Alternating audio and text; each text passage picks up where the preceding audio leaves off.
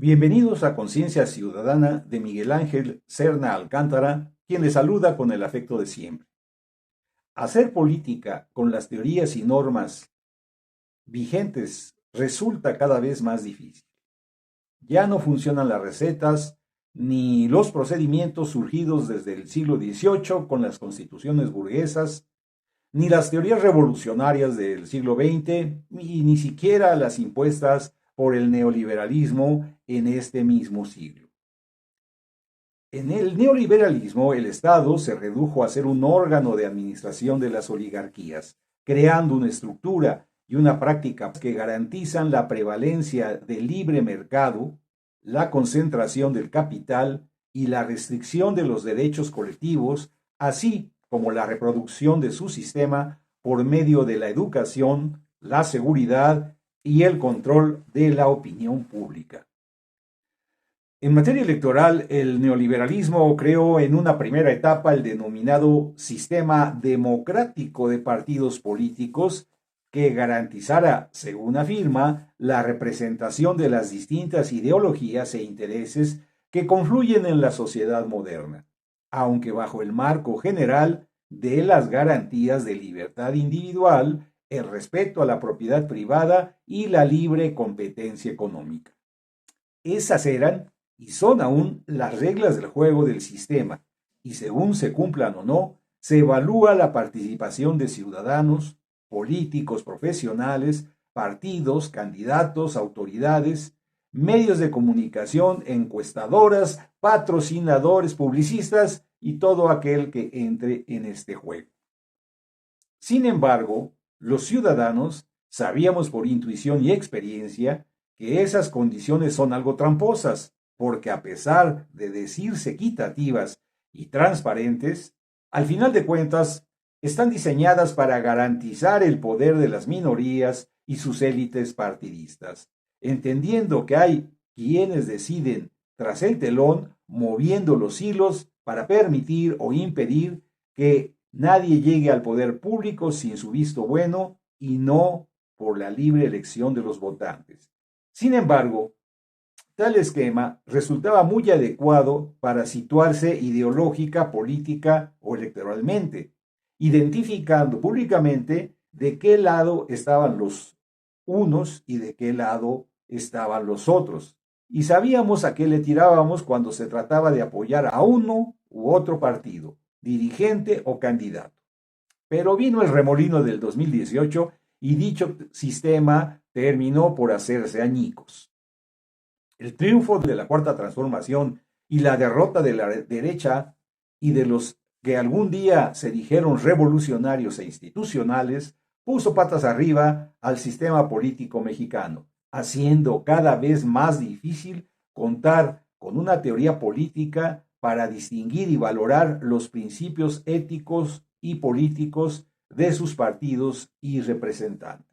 La Cuarta Transformación que ganó las elecciones de ese año no fue estrictamente de izquierda, sino más bien un frente amplio de fuerzas de izquierda, centroizquierda y hasta algunos oportunistas de derecha colados a la planadora del cambio.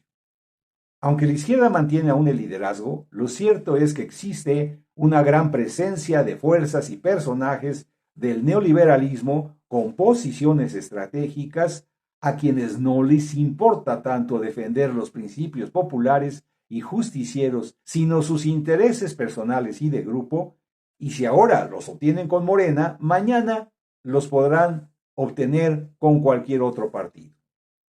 Entendemos los ciudadanos, pese a nuestras grandes limitaciones, que la política es un juego de estrategias donde las alianzas y los acuerdos son siempre cambiantes y determinantes para lograr la victoria frente al enemigo.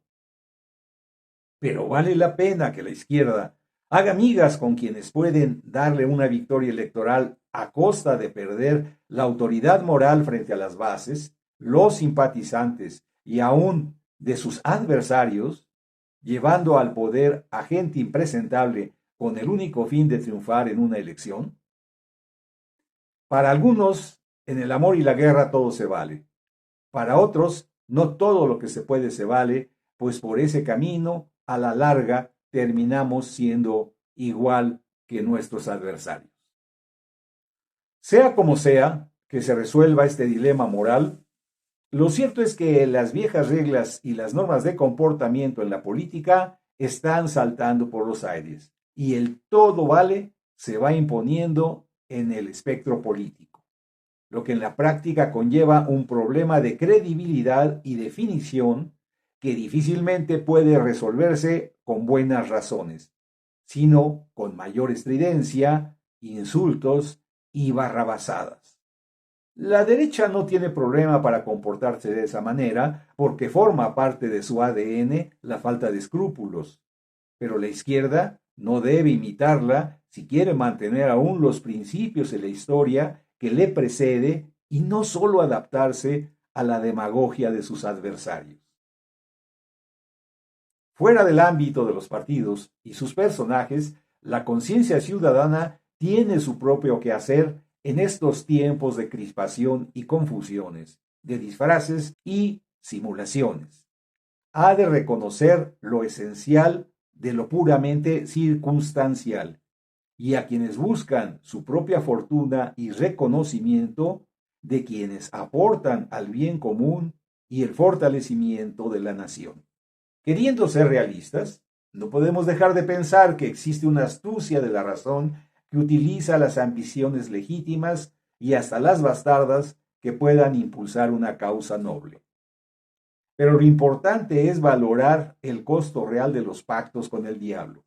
pues este no suele ser un socio muy confiable y al final puede que terminemos por ceder lo mejor de nosotros mismos a nuestros peores enemigos. Los pueblos y también los partidos que venden su alma por un beneficio inmediato suelen pagar caro el pragmatismo o la desesperación que les lleva a entregar su voluntad a otras voluntades deseosas de poder, honores y fortunas. No creamos que por los avances democráticos que hemos conseguido, dejamos de correr el peligro de que personajes como Bolsonaro, Macri o Milei surjan el día de mañana en cualquier rincón del país. Pues una vez abandonadas las viejas reglas de la sabiduría política y entrando al juego de todo se vale, se vuelve benéfico todo lo que se nos dé, sin importar sus consecuencias sobre el bien común. De ahí que la elección de quienes habrán de representar a los partidos no es un asunto menor. Y es peligroso que los militantes y simpatizantes de un movimiento político de izquierda solo lleguen a saber de los aspirantes mediante resultados de encuestas, sin conocerlos y ni siquiera presenciar un debate entre ellos. Aún con todo esto, el ciudadano debe actuar sin perder el rumbo que le marque el bien común, echando mano de principios como los expresados por el gran Morelos en los sentimientos de la nación, que permiten orientarnos en cualquier circunstancia y frente a cualquier propuesta o candidatura política del proceso electoral que ya se ha iniciado. Pero esa es tan solo mi reflexión y quisiera saber las reflexiones de ustedes, estimados y estimadas conciencias ciudadanas que nos han seguido. Espero sus comentarios con gran interés. Gracias por su atención y nos vemos la próxima Conciencia Ciudadana de Miguel Ángel Serna Alcántara. Hasta entonces, pásenla bien.